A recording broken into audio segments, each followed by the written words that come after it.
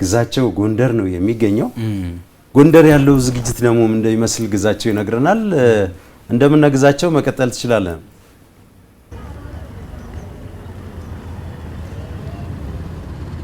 አመሰግናለሁኝ። ሀገራዊ ጠቅላላ ምርጫ ሊከወን የዕለታት ዕድሜ ብሎ አልፎ ተሻግሮ ከዓመታት ተሻግሮ ወደ ሰዓታት ገብቷል።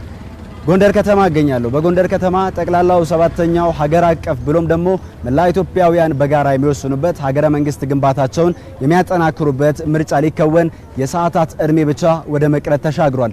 ይህንንም ታሳቢ ያደረገ የምርጫ ሂደትን ያለፈው የጎንደር ከተማ ነዋሪ በምርጫ ሂደት ውስጥ የነበሩ ሀሳቦችን የሰማበት የማኒፌስቶ ቅስቀሳዎችን የሰማበት በጥሞና ጊዜ ደግሞ ይበጀኛል፣ ይጠቅመኛል፣ ያሻግረኛል ያለውን የሀገረ መንግስት ግንባታ ሂደትን ሊያጠናክርለት የሚችለውን ፓርቲ ወይንም ደግሞ መንግስት በነገው ዕለት ይመርጣል። ይህንንም ታሳቢ ያደረገ የነገስታት መናገሻ ብሎም ደግሞ የታሪክ ማዕከል የሆነችው ጎንደር ከተማ እገኛለሁ። በጎንደር ከተማ በነበረው ቆይታ በአጠቃላይ የጎንደር ከተማ ነዋሪዎች ለቀሪው እንዲሁም ደግሞ ሰዓታት ለቀሩት ምርጫ ናፍቆታቸው ብሎም ደግሞ ለመወሰን ያላቸው ሂደት ምን ይመስላል ስንል ቆይታ አድርገናል። እነሱም በቆይታቸው ሰላማዊ ዲሞክራሲያዊ ቅቡልነት ያለው መንግስት ለመመስረት በሚደረገው ሂደት ውስጥ ምርጫ ትልቁን አበርክቶና ትልቁን ድርሻ እንዳለው ነው ከኛ ጋር በነበራቸው ቆይታ ያነሱት። ይህንንም ታሳቢ በማድረግ በነገው ዕለት የሚከወነው ጠቅላላ ምርጫ የጎንደር ከተማ ነዋሪ ብቻ ሳይሆን መላ ኢትዮጵያውያን 54 ሚሊዮን ኢትዮጵያውያን በድምጻቸው ይበጀኛል፣ ይጠቅመኛል ያሉትን መንግስት ይመሰርታሉ።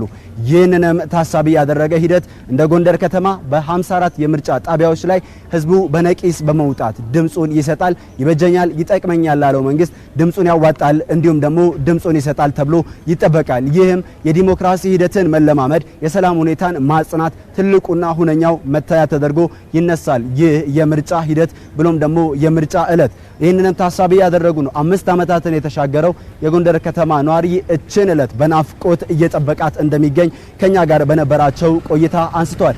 ከኋላ እንደምትመለከቱት የምርጫ መስጫ ጣቢያ ላይ እንገኛለን። ይህ ጣቢያ የጎንደር ከተማ ነዋሪዎች በ240 ጣቢያዎች በመገኘት ይበጀኛል፣ ይጠቅመኛል ላሉት መንግስት ድምጽ የሚሰጡባቸው ስፍራዎች በመከናወን ላይ ይገኛሉ። እኛም እነዚህ ስፍራዎችን ተዘዋውረን ተመልክተናል። በዚህም የቁሳቁስ የግብዓት አቅርቦት ከሰዓታት በኋላ የሚከወን ይሆናል። ከዚህም ባለፈ በትናንትናው ዕለት ደግሞ በየጣቢያዎቹ የምርጫ ቁሳቁስ ስርጭት መከወን መቻሉ ይታወቃል።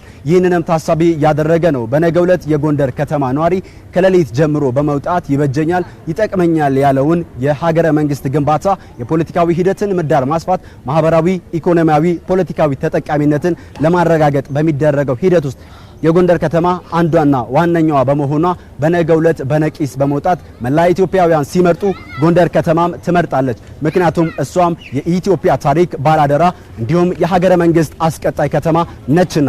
ይህንንም ታሳቢ ያደረጉ ሁነቶች እንደ ከተማ አስተዳደር ብሎም ደግሞ በጎንደር ከተማ ብሎም በጎንደር ከተማ አቅራቢያ በሚከወነው የምርጫ ሂደት ላይ በርካታ ተግባራቶች ከዚህ ቀደም ሲከወኑ መቆየታቸው ይታወሳል። አሁን ላይ የጥሞና ጊዜን አልፎ የጎንደር ከተማ ነዋሪ ነገ ከማለዳው 12 ሰዓት ጀምሮ ብሎም ከ11 ሰዓት ጀምሮ በመውጣት ይበጀኛል፣ ይጠቅመኛል ያለውን መንግስት ይመርጣል። በጎንደር ከተማ 11 የፖለቲካ ፓርቲዎች ይወዳደራሉ። ሐሳባቸውን ለጎንደር ከተማ ነዋሪ አቅርበዋል። 240 የምርጫ መስጫ ጣቢያዎች ታዲያ እነዚህን ሐሳቦች ይቀበላሉ። እነዚህን የምርጫ ሳጥኖች ተዘጋጅተው ይጠብቃሉ። የጎንደር ከተማ ነዋሪም ይበጀኛል፣ ይጠቅመኛል፣ ያሻግረኛል፣ ጥያቄን ይመልስልኛል፣ ማህበራዊ፣ ኢኮኖሚያዊ፣ ፖለቲካዊ ጥያቄን አንድ በአንድ ይመልስልኛል ያለውን ፓርቲ በነቂስ በመውጣት ይመርጣል። በነገው ዕለት መላ ኢትዮጵያውያን በአንድ ጀንበር በመውጣት ይመርጣሉ። ይህንም ማለት መላ ኢትዮጵያውያን በአንድ ጀንበር ሲመርጡ በጋራ ሲሆኑ የሀገረ መንግስት ማጽናት ሁኔታቸውን የሚያጠናክር ትግበራ እንደ ሀገር እየተተገበረ እንደሚገኝ ይህንንም ለማስቀጠል ይቻል ዘንድ 6 የምርጫ ሂደቶችን ያለፈችው ኢትዮጵያ በ7ኛው ጠቅላላ ምርጫስ ምን ታሳየናለች? በዚህ ምርጫስ የህዝቡ ተሳትፎ በነቂስ በመውጣት እንደሚያሳይ 54 ሚሊዮን ህዝቦች እንዲሁም ደግሞ እነዚህ ቁጥሮች አንዱና ሁነኛው ማረጋገጫ ተደርገው ይነሳሉ።